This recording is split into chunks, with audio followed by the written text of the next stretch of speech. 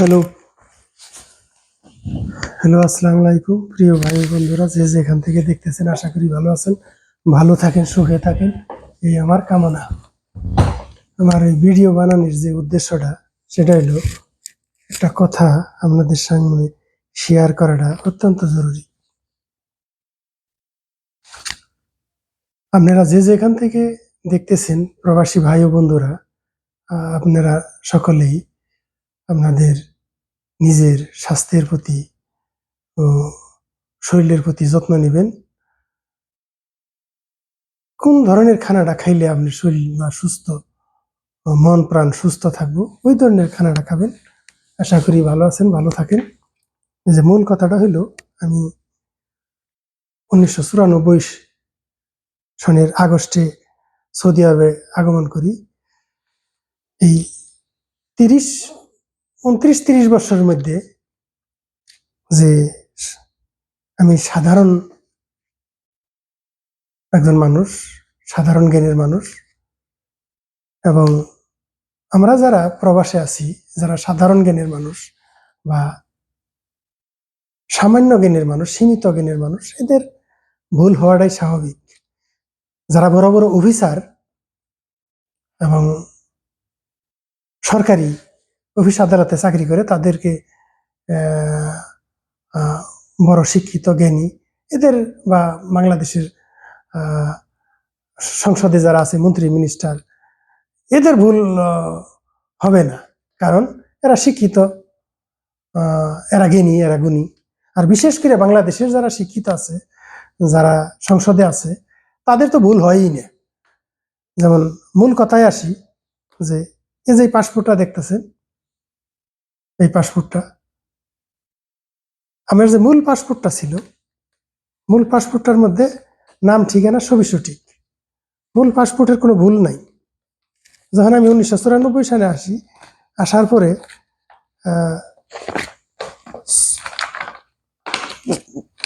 আমাদের মূল পাসপোর্টটা যে ছিল, মূল পাসপোর্টের সব কিছু ঠিক। এই হলো মূল পাসপোর্ট, যে আমি যে আসি, আসার টিকিট দেখতে পাচ্ছেন প্রিয় বন্ধুরা। এখানে এই পাসপোর্টের নাম ঠিকানা সবই ঠিক, অ্যানালগ। এই পাসপোর্ট হলো অ্যানালগ। যখন আমি অ্যানালগ থেকে ফিঙ্গার দিবার যাই 1914 সালে, তখন এই পাসপোর্টটা সম্পূর্ণ বিকল হয়ে যায়, সম্পূর্ণ বিকল হয়ে যায়। দালালের মারফত এই পাসপোর্টটা দেওয়া হয়েছিল, সম্পূর্ণ বিকল হয়ে যায়। আমি যে কথাটা বলতে চাইতেছি, যে আপনারা প্রবাসী ভাই বন্ধুরা দেশ বিদেশে যে এখানে আছেন, এখানে বোঝার চেষ্টা করবেন এবং বুঝবেন। আমার এই ভুল সংশোধন করতে প্রায় 10টা বছর লেগে গেছে।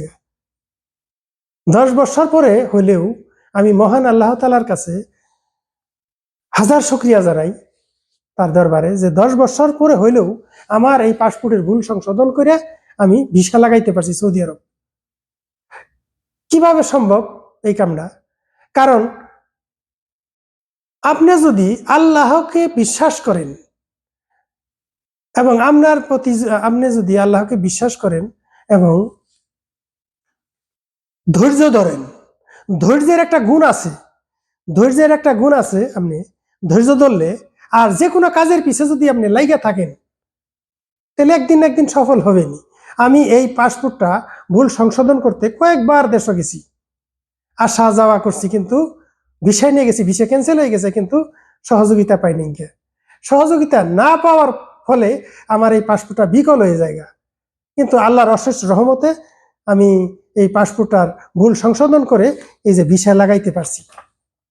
10 বছর পরে হলেও এই পাসপোর্টটা ভুল সংশোধন করে আমি পাসপোর্টে ভিসা লাগাইতে পারছি।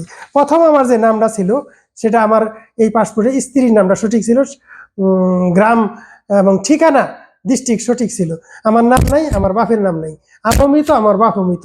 এই যে যে সার্ভারে নাম নাই, মৃত, এগুলি সঠিক করতে, সংশোধন করতে আমার দীর্ঘ 10টা বছর লেগে গেছে।